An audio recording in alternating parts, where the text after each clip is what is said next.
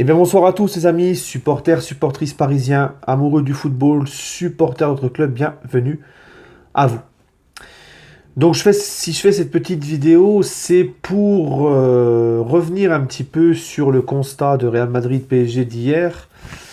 Quand je vois les déclarations de certains joueurs, les propos de certains consultants, voire même de beaucoup de supporters parisiens, le constat que je fais, c'est qu'en fait, vous savez, j'avais fait une vidéo où je vous disais pourquoi la Ligue 1 n'avance pas, pourquoi les clubs français n'avancent pas. Et j'avais mis le point sur ce manque d'ambition, ce sentiment de toujours ne pas être exigeant, de toujours se contenter du strict minimum, de regarder les résultats mais pas les contenus, et après on se fait surprendre, etc. Et ça, c'est un peu la mentalité de loser qu'on a en France. Et c'est un constat que je fais chez pas mal de joueurs du PSG qui, depuis plusieurs années, ne se remettent pas en question. Quand j'entends un mec comme Verratti qui te dit «nous sommes sur la bonne voie», alors que tu te fais marcher dessus au Bernabéu pendant 80 minutes, là, on va y revenir. Quand j'entends des supporters parisiens qui disent «oui, mais on a fait 2-2 à Bernabéu, et on était mené 2-0, on a fait 2-2 Bernabéu, patati patata». Voilà. J'ai l'impression qu'en fait, on retient aucune leçon. Parce que moi, les amis, ce match-là, ben, comme je vous l'ai dit dans mon débrief, ça m'a pas du tout rassuré. Parce qu'encore une fois, tu arrives au Bernabéu, je vous rappelle quand même, alors certes, parce que ça aussi on l'entend, ben, c'était pas le résultat n'était pas important puisqu'on était déjà qualifié et le Real aussi. Mais les gars, je suis désolé. C'est en étant exigeant, et oui, moi on me dit t'es trop exigeant, mais c'est en étant exigeant que tu passeras un cap en Ligue des Champions. Encore une fois, je vous parle pas de gagner la Ligue des Champions, on y est très loin. Je parle au moins de passer un cap. C'est quoi le cap? C'est maintenant, mais même plus d'aller en demi. Parce qu'avant, on passait les huitièmes, en allant en quart, on passait plus les demi. Mais là, maintenant, c'est carrément de passer les huitièmes. Parce que ça fait 3 ans qu'on reste sur l'échelle du huitième de finale. D'accord? Donc, c'est en étant exigeant qu'on va progresser, avancer dans cette Ligue des Champions. Parce que moi, je suis désolé, les amis, avec ce que j'ai vu encore hier soir. Si tu joues comme ça en huitième, bon après si tu prends le Shakhtar en huitième ou quoi, ça peut passer. Mais cette suffisance, cet état d'esprit de pantouflard que j'ai vu encore hier, si tu fais ça en huitième face à un gros, tu gicles. Quand je vois qu'on peut prendre l'Atlético qui est deuxième, qui va finir certainement deuxième de son groupe, je suis désolé, moi, de ce que j'ai vu là, et quand je vois l'état d'esprit des mecs de l'Atlético, les crèves la dalle que c'est, eh ben, excusez-moi de douter. Huitième de finale, je pense qu'on passe pas l'Atlético, les gars. Avec un tel état d'esprit. D'accord? Alors les gens me diront, ouais, mais c'est en mars qu'il faudra voir et tout. Mais le problème, c'est que le mois de mars, ça se prépare pas 2 semaines à l'avance. Le mois de mars se prépare plusieurs semaines, plusieurs mois à l'avance. On est en novembre. Alors je veux bien qu'en septembre, on me dise, il faut que l'équipe prenne ses automatismes, se mette dans le bain, patati patata. On est en novembre, on est bientôt en décembre. On voit depuis le début de la saison, les gars, aucun match abouti de A à Z du début à la fin. Soit une mi-temps sur 2, soit aucune mi-temps, on est complètement à côté, comme le match à Dijon, etc. Et en Ligue des Champions, c'est pareil, mis à part le match face au Real, au match aller, où de A à Z, on a été vraiment excellent dans l'état d'esprit, etc. Face à, il faut le dire aussi, un Real quand même diminué, un Hazard qui n'était pas encore à 100%, un Real qui était mentalement au fond du trou. Là, vous avez vu la différence. Le Real Madrid a ressorti un peu plus sa tête de l'eau ces dernières semaines. Ils nous mettent une leçon dans l'intensité, les coups, l'envie, le jeu aussi. Hein, le nombre de tirs. Moi, je suis désolé. Hier soir, les gars, si t'as pas Navas, il peut y avoir 4 buts de plus en première mi-temps. Enfin, 3 buts de plus en première mi-temps. On s'en sort très bien avec 1-0 en première mi-temps. Alors oui, il y a cet épisode de la VAR, mais moi je parle des arrêts de Navas. Alors VAR ou pas VAR, on peut peut-être mettre un but en première mi-temps si on a le péno, mais Navas, il t'en enlève 3-4 en première mi-temps. D'accord? Et Navas, tout le monde est d'accord pour dire que c'était notre meilleur joueur hier. Et quand c'est ton gardien qui est le meilleur joueur de ton équipe, c'est qu'il y a un problème. C'est que tu as subi. C'est que tu as trop subi. On peut me dire ce qu'on veut. On a subi. D'accord? Face au Galatasaray, on gagne 1-0 là-bas, je vais me répéter, mais c'est pas grave. Face au Galatasaray, tu gagnes 1-0 là-bas, mais tu te fais quand même pas mal bouger au milieu de terrain. Heureusement, Galatasaray, c'est très faible offensivement sur ce match-là, et que dans le papier, on est plus gros.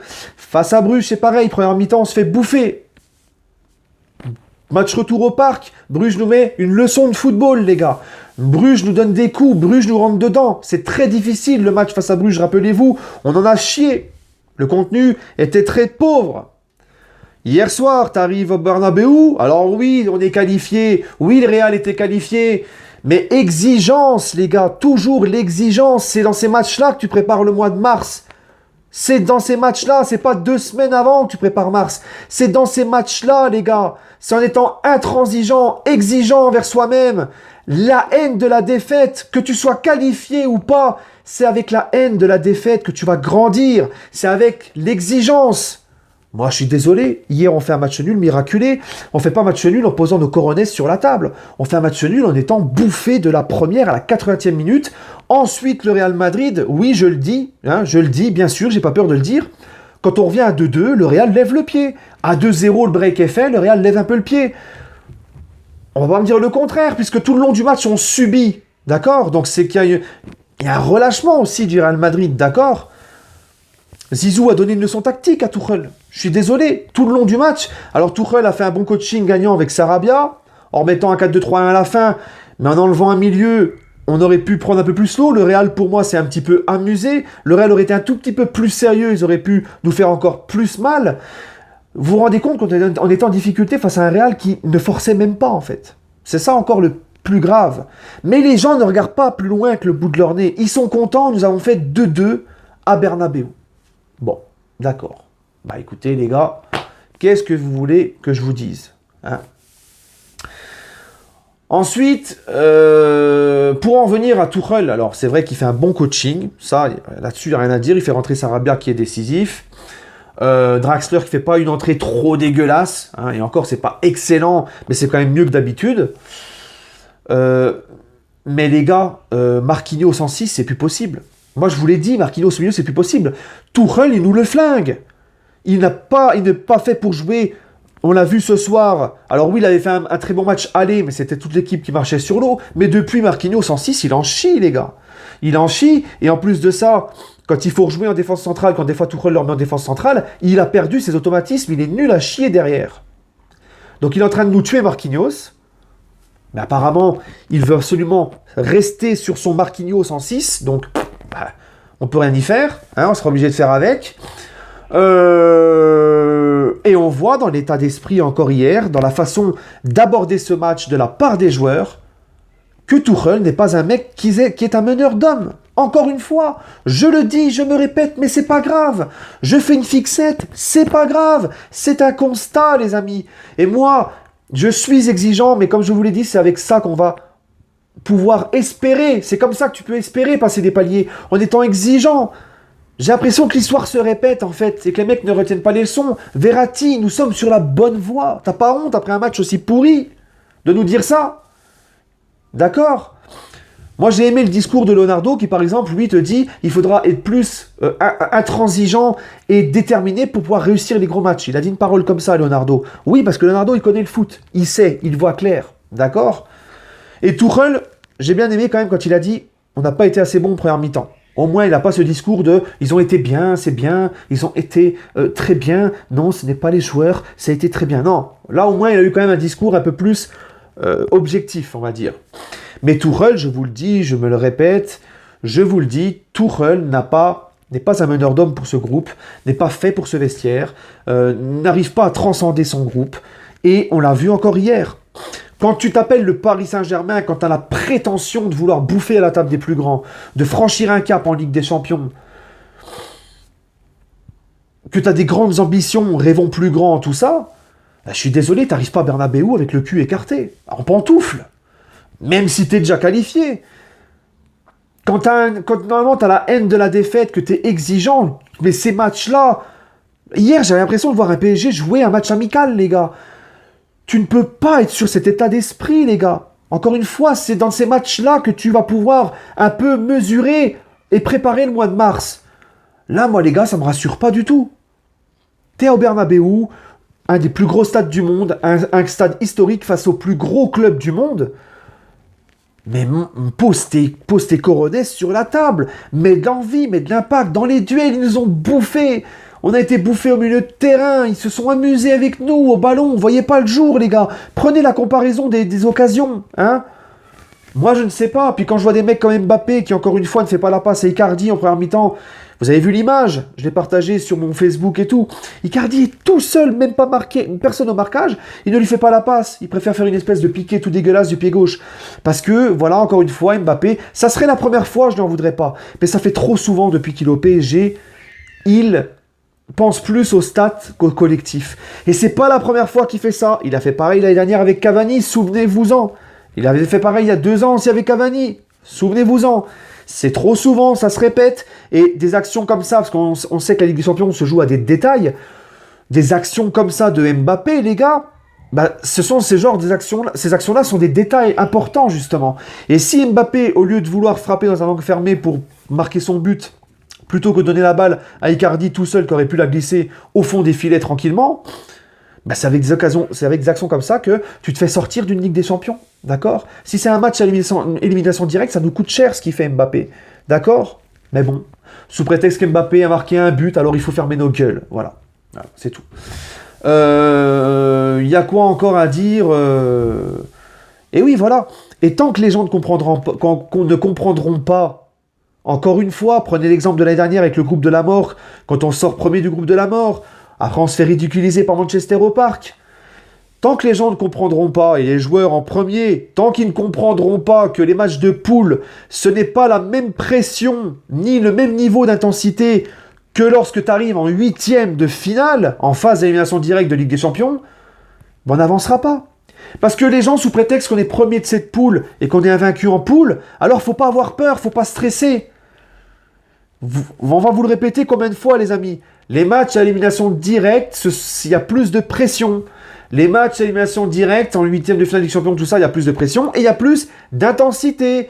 Les équipes, les grosses écuries favorites de la Ligue des Champions montent en puissance au mois de février. Ce n'est pas les mêmes qu'au match de poule. Mais les gens ne comprennent toujours pas. Et moi, j'ai l'impression de me répéter. Et j'ai encore l'impression avec ce que je vois hier soir, de voir tout simplement les mêmes symptômes depuis 3 ans dans cette équipe. Des joueurs qui ont zéro remise en question. Et moi, je vous l'avais dit hier, ce 2-2 au Bernabeu, je me dis qu'en fait, je me suis dit, putain, on fait un match dégueulasse, on fait un match de merde. On arrive miraculeusement, contre le cours du jeu, à revenir au score, d'accord? Et là, je me suis dit, comment voulez-vous que les joueurs se remettent en question? Déjà que ça fait 3 ans qu'ils ne se remettent pas en question. Et bien là, 2-2 au Bernabeu, les joueurs, ils ne voient pas plus loin que le bout de leur nez. On est merveilleux, on est magnifique. On a fait 2-2 au Bernabeu, on a remonté 2 buts. Tranquille, on oublie tout ce qui s'est passé avant, pendant tout le match. Hein? Parce qu'il faut faire un débrief général sur tout le match. C'est pas seulement le moment où tu égalises, d'accord? Moi, je prends tout le match. Tout le match, dans son ensemble. Et vous voyez, Verratti, on est sur la bonne voie, et voilà, ils sont contents. Voilà, ils sont contents. Et c'est malheureux à dire, j'aimerais vous dire le contraire. On dit t'es trop dur et tout, mais moi j'ai pas un discours de bisounours, je tire la sonnette d'alarme, et j'aimerais pouvoir tellement vous dire le contraire, tellement être positif, mais je ne peux pas. Je ne peux pas avec ce que je vois, je ne peux pas. Dans l'attitude, encore une fois, c'est pas le jeu, c'est l'attitude, les gars. Je demande pas à ce que le PSG nous sorte un jeu à la Guardiola et qu'on se régale, non. C'est l'attitude des mecs, les gars. C'est l'attitude des mecs. Et à chaque fois qu'on arrive à l'extérieur, et même en Ligue 1, c'est pas qu'en Ligue des Champions, à chaque fois qu'on joue à l'extérieur face à une équipe qui nous rentre dedans, on en chie. C'est à chaque fois pareil. Et même en Ligue 1, c'est souvent comme ça. Mais bon, apparemment, faut pas s'inquiéter. Voilà. Seul le temps nous le dira. Mais moi, je vous le dis encore une fois, les gars. Cette mentalité de... tu sais, on est quand même premier de poule, puis on est premier de Ligue 1, et puis ceci, sans regarder plus loin, sans avoir un discours... Moi, je sais pas, là, je suis joueur du PSG. À la fin du match, je dis, c'est pas possible, on s'est fait bouffer au Bernabeu, c'est pas normal. Et on n'ira pas loin en Ligue des Champions si on continue comme ça. Mais non, les mecs, ils sont contents. Et c'est avec cette mentalité-là où on se contente du minimum, où on n'est pas exigeant, où... Voilà, avec ça, mais on n'avancera jamais, les gars. Nous avancerons pas. C'est pour ça que je me tue à vous dire que moi, je ne suis pas du tout confiant et que je n'attends rien de cette équipe. Rien. Ramenez-moi au moins un couillu sur le banc de touche qui va savoir les motiver, leur ramener une haine de la défaite. les transcender. C'est ça le rôle d'un coach. Mourinho, tout le monde me dit c'est une pipe, Mourinho. Vous avez vu ce qu'il fait avec Tottenham? 2 matchs, 2 victoires. Alors, Tottenham n'arrivait plus à gagner un match depuis je sais pas combien de temps. Ils étaient au fond du trou mentalement. Ils perdent 2-0 à domicile face à l'Olympiakos. Alors oui, c'est que l'Olympiakos. Mais il y a 2-3 semaines en arrière, le Tottenham, il ne gagnait pas ce match-là. D'accord? 2-0, il gagne 4-2. Voilà l'effet Mourinho. Lui, au moins, il te pousse, il fait pour repousser des couilles à ses joueurs et il leur redonne la confiance. Voilà, c'est des mecs comme ça qu'il faut sur le banc du PSG. Des mecs qui sont des gagnants, qui ont l'esprit de la gagne et qui vont transmettre cette culture à leurs joueurs. Parce que nous, ça nous manque cruellement. Enfin bref, les amis, demain, j'en profite pour vous dire que demain, sur mon Facebook, de 20h30 à 22h, petit live à thème, pas avec à thème Bernard Fort, des petits lives à thème, on reviendra sur le match du Real et tout, avec Seiss Lucidity. Voilà, on commence nos lives, notre petite émission tous les deux. Donc, c'est sur mon Facebook, demain de 20h30 à 22h. Mon Facebook, Parisien88 débrief. Sur ce, prenez soin de vous les amis et allez Paris.